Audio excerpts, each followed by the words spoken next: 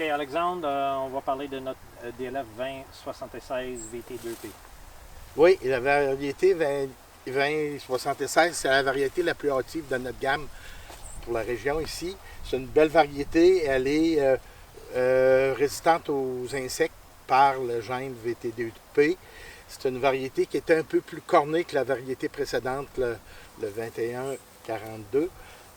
Et en général, c'est une variété qui est plus longue aussi que la variété 2142.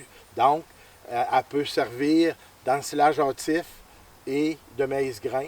C'est une variété qui a un bon potentiel. Ça fait 1 an qu'on l'a. Et puis, d'après moi, ça va être une variété qui va être très, très populaire dans la région pour justement arriver à combler des besoins des agriculteurs de la région. Ici, c'est une variété qui est guerrière, qui pousse rapidement au printemps et puis qui est résistante aux maladies. Et aussi, cet automne, on a des fois un peu de brûlure du nord. Là. Fait qu'on voit qu'elle reste verte longtemps, puis c'est une variété intéressante justement pour une bonne qualité d'ensilage aussi. Excellent. Puis le taux de semis? Le taux de semis ici est à 32 000 plants à l'acre. D'après moi, on pourrait mettre jusqu'à 34 000 plants à l'acre, d'après moi. Ça prend la fertilité qu'il faut là-dedans, puis tout ça, mais en général, c'est une variété qui supporte peut-être un peu plus un semis plus fort au niveau de ça. Puis à cause, c'est vraiment notre première année sur le marché, Alexandre. Tu as parlé de la vigueur du printemps. Oui, là, c'est très important parce qu'on a eu un printemps assez froid, assez sec pour les débuts. Puis ça a tiré son épingle du jeu. C'est la variété qui a sorti ses croix le premier dans cette parcelle-ci, un peu avant le 2142. Ouais. Mais c'est une variété 2050 unités thermiques. Ça va être une variété qui va être vraiment prometteuse pour nous autres dans la région.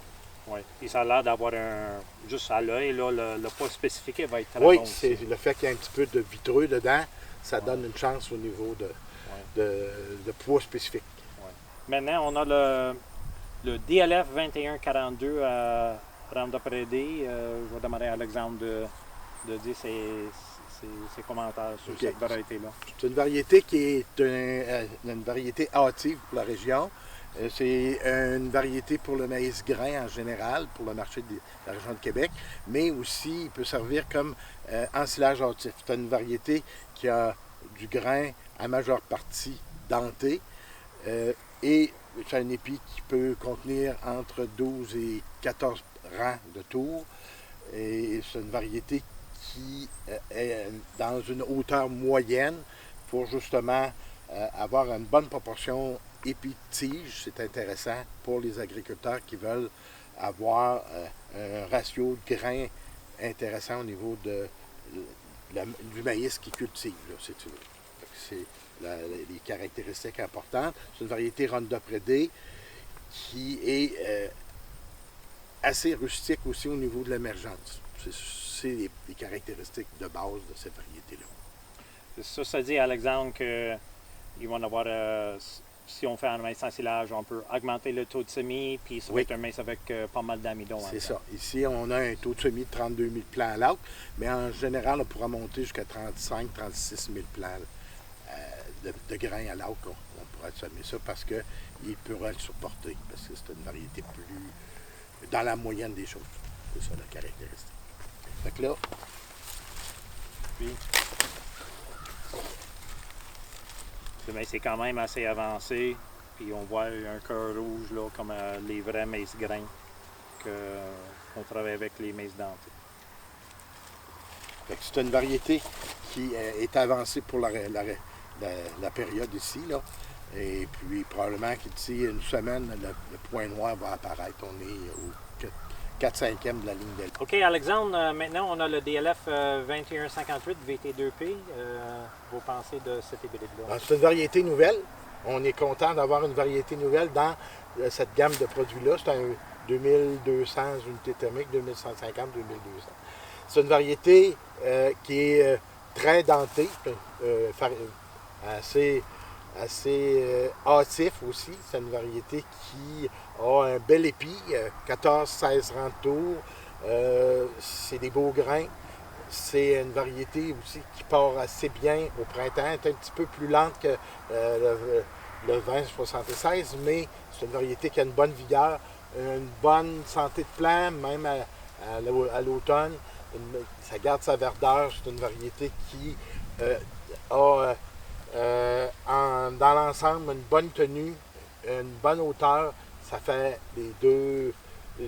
un maïs à deux fins, c'est-à-dire maïs grain pour les variétés de, mettons, 2200, puis un bon ensilage hâtif pour avoir un ensilage qui peut se faire mi-septembre, fin septembre.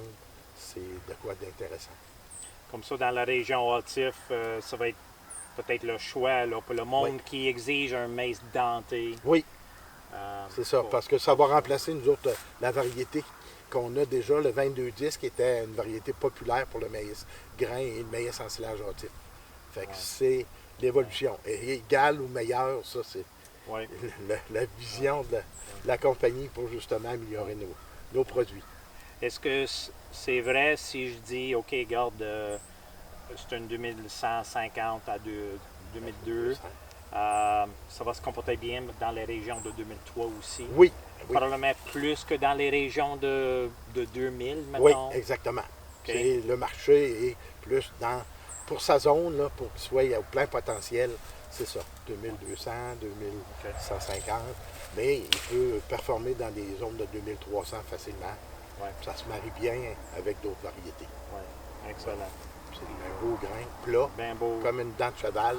C'est bon. Oui, exactement. Okay, merci, Alexandre. C'est ça.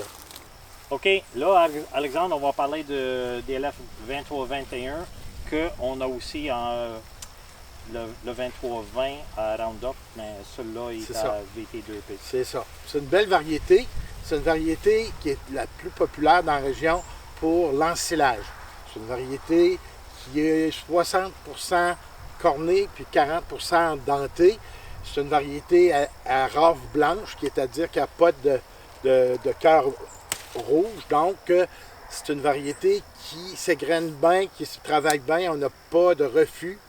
Et c'est une variété qui est très, très, très guerrière au printemps. Ça émerge rapidement. Ça pousse, on a même des printemps froids.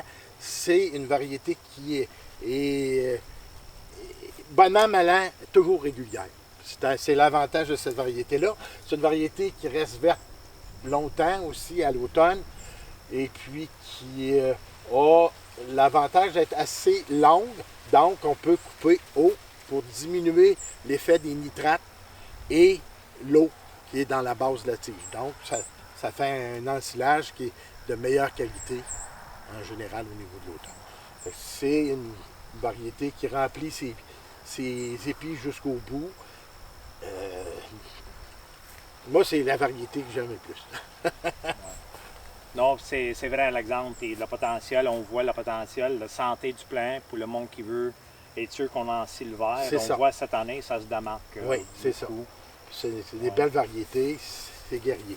Oui. Puis, taux de semis, 32 000 plus? Oui, en général, moi, je travaille à 32 000, puis c'est une variété qui répond bien.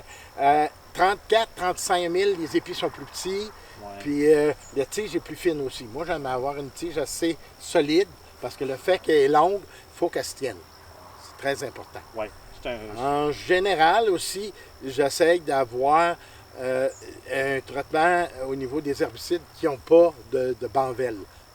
C'est préférable parce que c'est des variétés qui poussent rapidement, puis que le banvelle a tendance à faire casser. Puis à faire des... Comme ça, tous les produits de dicamba, il faut faire attention. C'est ça, c'est normal. C'est ça. Oui. Le plus que le maïs est avancé, le plus que ça peut endommager. Idéalement, comme du moment qu'on a dépassé 3 feuilles, là, on joue avec le feu. Oui, c'est ça. Excellent. Merci, Alexandre. Ça fait plaisir. OK, Alexandre, là, on a devant nous là, le 2334 VT2P qui va être nouveau l'année prochaine. Aussi, on a déjà le 2333 Roundup et le 2332 conventionnel. C'est ça. Ça dit comment qu'on aime cette... C'est ça, c'est une belle variété. Puis ça prouve que c'est une variété qui est rustique.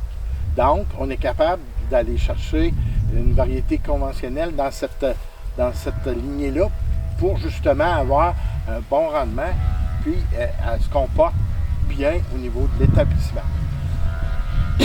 Excusez. C'est une variété qui est totalement cornée. Donc, c'est une variété qui a beaucoup de vigueur au printemps et puis c'est une variété qui est rapide au niveau pour bâtir son amidon puis avoir un stade de récolte rapide à l'automne pour l'ensilage.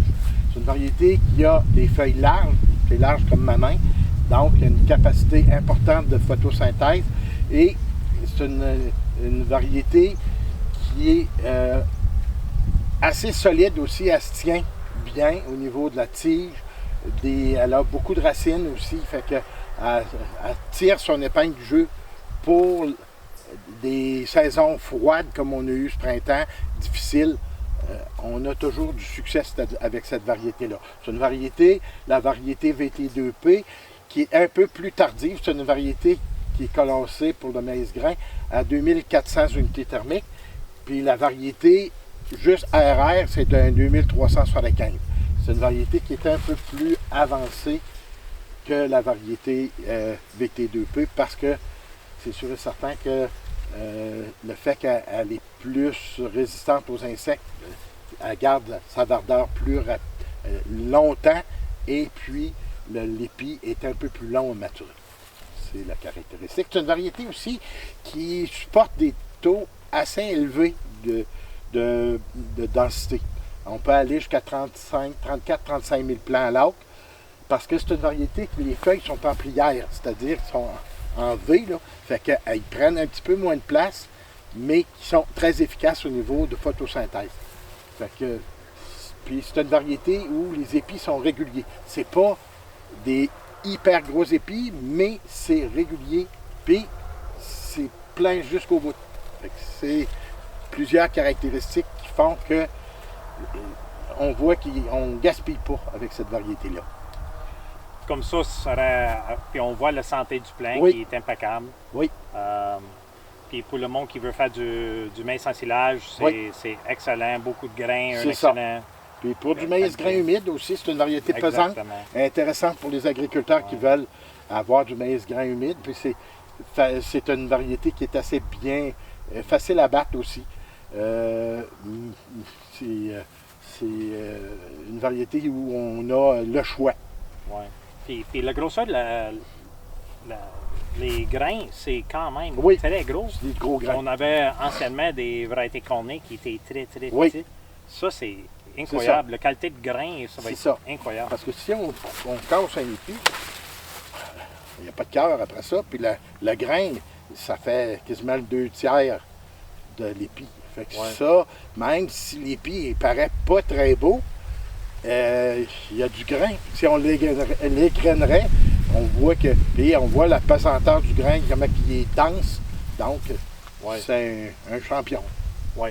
Puis l'année passée, puis l'année avant, dans les résultats de la RGCQ, en bas de 2500 unités thermiques, c'était numéro 1 puis numéro 2. C'est ça. C'est des 110, 111, 112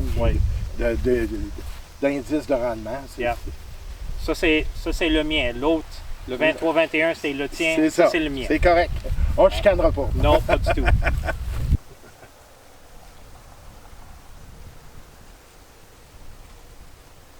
Bon, Alexandre, je suis sûr que vous avez quoi à dire avec cet hybride-là, le 24-95 Roundup. Oui. C'est une variété, c'est spectaculaire. C'est une variété spectaculaire. C'est une variété qui a un gros potentiel. Il faut savoir où le placer. C'est une variété dans notre région ici, qui est un 2300 unités thermiques, qui est un peu limite. Mais si on sait travailler avec cette variété-là, on est capable de faire de quoi au niveau de l'ensilage pour justement arriver à des choses intéressantes. Des gars qui font des ensilages avec des bunkers, par exemple, ou des silos meules, c'est des variétés qui sont intéressantes. Souvent, je le vends avec le 23-21, le 23-33 et souvent un petit peu de Exceed.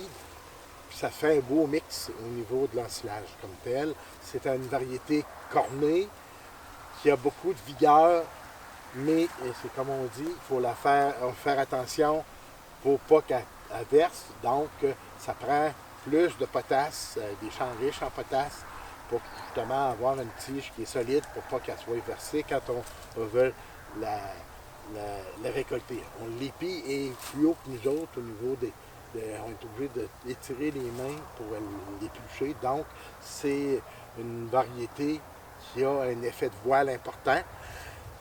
Si on fait attention pour la conserver, on est capable de faire un bon volume avec ces variétés-là. Et puis, on se prend pour des gens qui cultivent dans la région de Saint-Hyacinthe. Oui. Comme ça, là, en Estrie, ça devrait être un... Oui, c'est des bons potentiels. C'est choisir les endroits les plus chauds dans nos terrains. Les sols sont un peu plus légers pour justement avoir le meilleur départ, mais aussi il faut qu'on ait une bonne matière organique parce que à ce feuillage-là, ça évapore beaucoup. Fait qu'il faut avoir une bonne réserve d'eau aussi. Ouais. Fait qu'il faut avoir un peu tous les éléments pour avoir le plein potentiel de ces variétés-là. Mais si on sait choisir, on est gagnant. Ouais. Puis il n'y a pas juste le potentiel dans la tige. Celui-là était numéro 1 dans les RGCQ l'année passée, pareil. Oui. Ça donne énormément de grains de aussi. grains, oui. C'est des variétés à haut potentiel. C'est solidé. C'est fonctionné. Ici, on a avantage d'être à 32 000 plants à l'autre pour justement y donner un petit peu d'espace parce que c'est une variété qui prend de la place. Exactement. Comme ça, on va faire des amis avec les nutritionnistes et les banquiers à cause qu'ils vont avoir beaucoup de rendement, beaucoup de qualité. Oui. Les gars assis sur une batteuse vont être plus nos amis parce que c'est tellement long. C'est pas le marché de cette variété-là d'être du grain, c'est de l'ensilage. C'est de l'ensilage. Puis idéalement, le mariage avec l'exceed, puis les variétés assez longues dans les variétés un petit peu plus hâtives font qu'on a un beau mix gagnant. Oui, on a toute une équipe. C'est ça. Ouais. Excellent.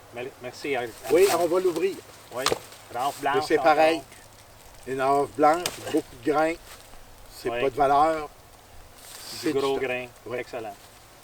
Merci, Alexandre.